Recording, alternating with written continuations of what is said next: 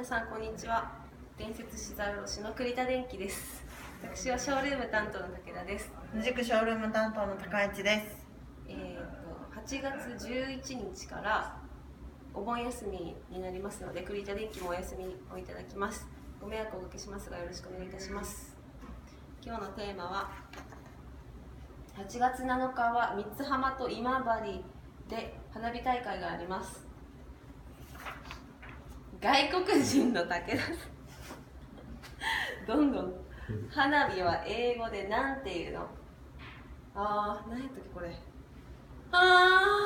やばい、なんとかファイヤー。先にファイヤーがつく。ファイヤーワークス。ファイヤーワークス。正解です。さすがです。さすが外国人。やった外国人、この前が何だったっけ？英語がなんか本当に得意などんどんレベルアップ。やばいです。花火三津浜と音楽あるらしいので皆さんぜひ行ってみてください。以上です。